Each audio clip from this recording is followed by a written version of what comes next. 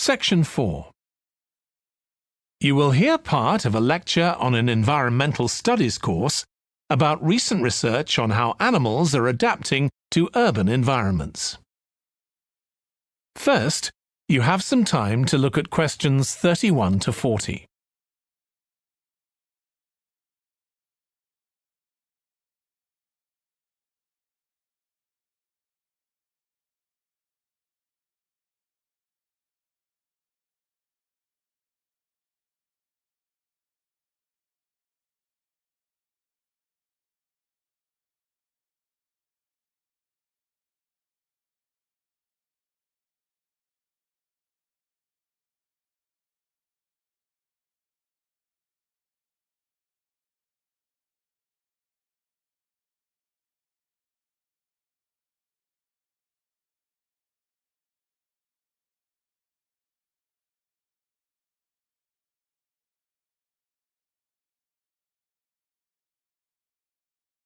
Now listen carefully and answer questions 31 to 40.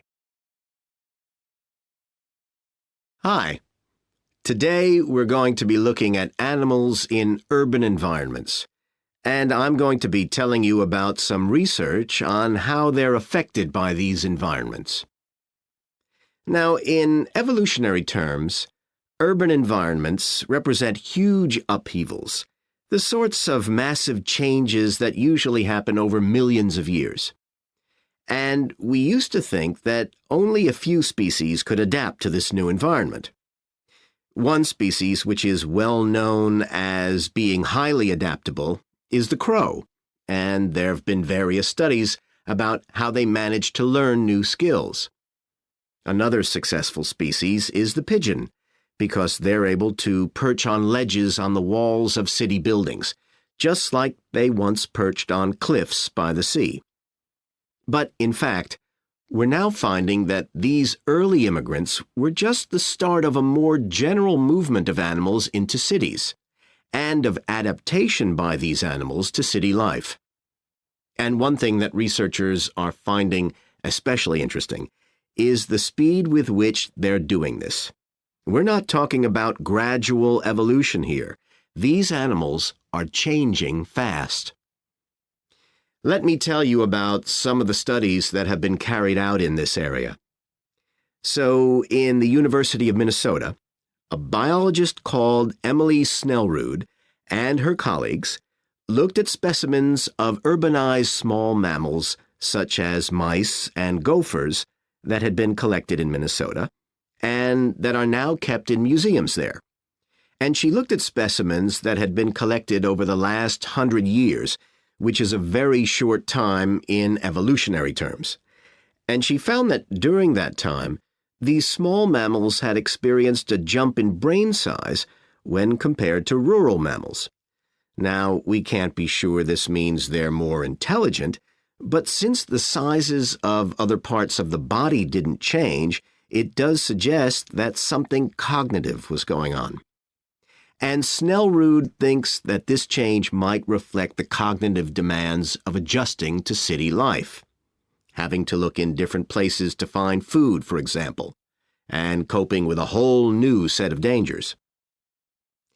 Then over in Germany, at the Max Planck Institute, there's another biologist called Katharina Miranda, who's done some experiments with blackbirds living in urban and rural areas.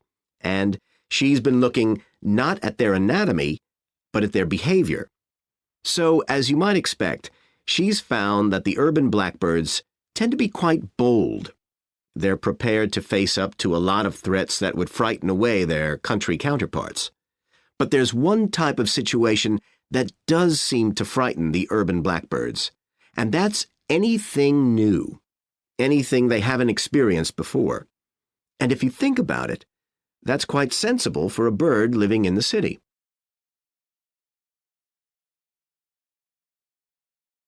Jonathan Atwell, in Indiana University, is looking at how a range of animals respond to urban environments.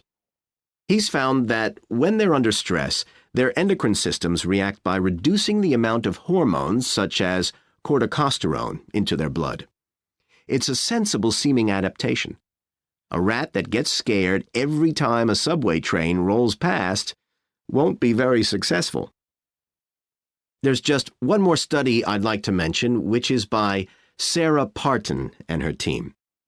And they've been looking at how squirrels communicate in an urban environment, and they've found that a routine part of their communication is carried out by waving their tails. You do also see this in the country, but it's much more prevalent in cities, possibly because it's effective in a noisy environment. So, what are the long-term implications of this? One possibility is that we may see completely new species developing in cities.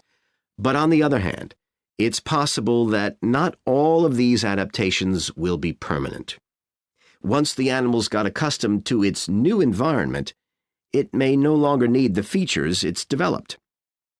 So now we've had a look at adaptation. That is the end of section 4. You now have half a minute to check. No longer need the features it's developed. So now we've had a look at That is the end of section 4.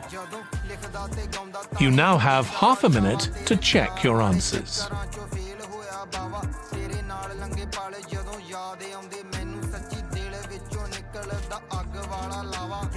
ਸੁਪਨੇ ਵੀ ਆਉਣ ਰਾਤੀ ਸੁੱਤੀ ਨੂੰ ਉਠਾਉਣ ਯਾਦਾਂ ਤੇਰੀਆਂ ਫੇ ਆ ਕੇ ਮੇਰੀ ਅੱਖਾਂ ਨੂੰ ਰਵਾਉਣ ਜੱਟੀ ਦਿਲ ਦੀ ਆ ਸਾਫ਼ ਨਾ ਹੀ ਮੰਗੇ ਇਨਸਾਫ ਜੇ ਤੂੰ